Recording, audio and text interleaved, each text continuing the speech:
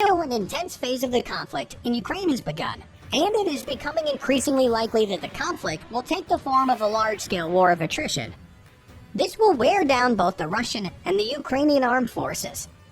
Despite the high cost, the dogged resistance put up by Ukraine has been successful in holding back the Russian advance, but it has not been able to stop Russia from gradually gaining ground in the east and south of the country. To hold the long front line, the Ukrainians will need a large number of troops and equipment.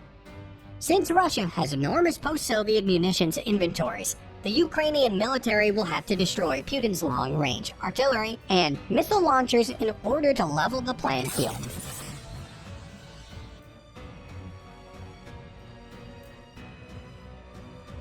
The $40 billion aid package from the United States has been a huge morale boost for the Ukrainian people, and Congress and the Biden administration have acknowledged this.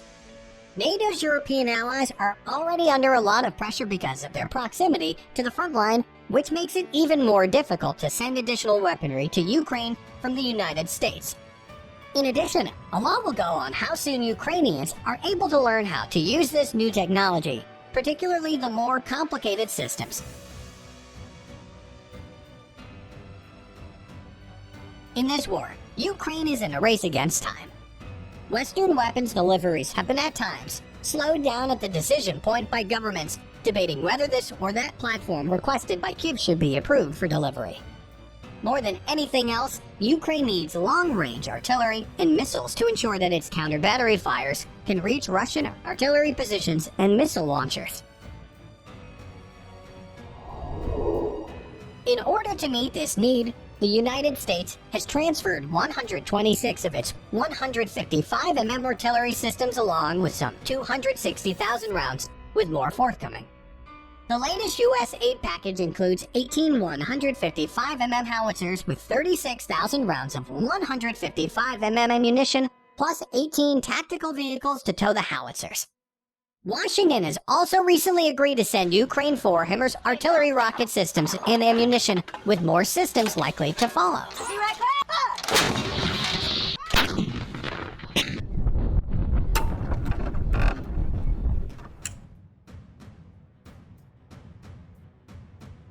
Canada has announced that it will send additional 20,000 rounds of 155mm ammunition together with replacement barrels for the 4 M777 howitzers it supplied to Ukraine in the spring. And Slovakia has contracted to send 8 self-propelled 155mm Zuzana 2 howitzers. France has provided Ukraine with 12 155mm Caesar howitzers and promised to send more.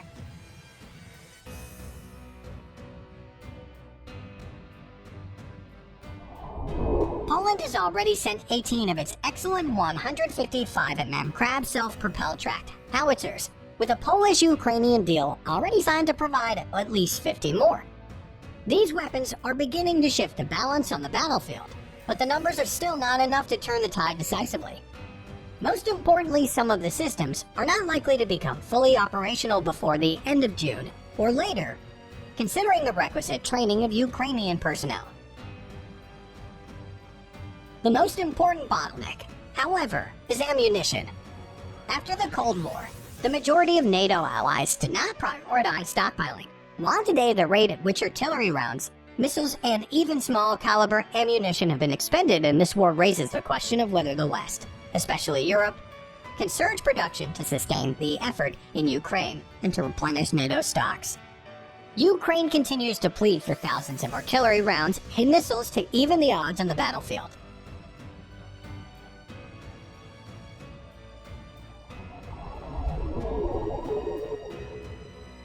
Furthermore, Ukraine needs air power to augment its residual air force that, although it continues to fly, is nonetheless no match for the air power Russia has deployed. There are not enough remaining MiG-29 spare parts in NATO stocks to keep the Ukrainian Air Force in the game for much longer. This means that the country needs to transition as soon as possible to Western aircraft and Western weapons in general, as not only the supply of post-Soviet equipment is shrinking, but most importantly so post-Soviet ammunition stocks.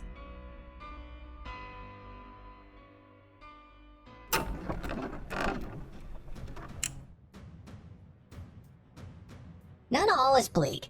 However, even if some of the data about Russian losses in Ukraine provided by Kiev may be exaggerated, Russian battlefield losses have been heavy, and there are no indicators that they will be less severe as the war grinds on. Furthermore, the war has exposed the lie about the allegedly formidable Russian armed forces, including their newest equipment. None seem to have the technological sophistication claimed by the Russians, and reportedly even their vaunted T-90M tank could not withstand a javelin hit. In short, it turns out that Russia's claims about the supposed excellence of its new weapon systems have been at the very least exaggerated, and in some cases sheer propaganda. It is also increasingly apparent that the Russian side is struggling to sustain the current level of artillery and missile bombardment.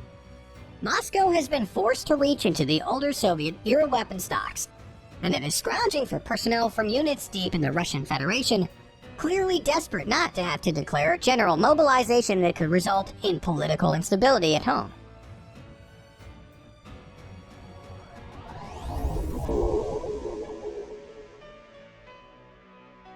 The military doctrine of the Soviet Union stipulated that quantity had a quality of its own. Today, Moscow seems to subscribe to this approach yet again as it tries to overwhelm the Ukrainian military with the sheer numbers of long-range guns and missiles that it has deployed against it.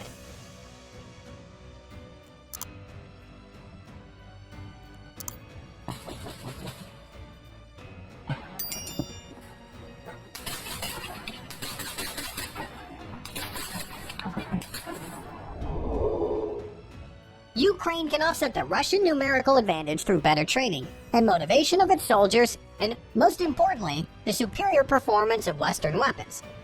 But unless Kiev gets its hands on a lot of modern weaponry, this war is going to remain a war of numbers.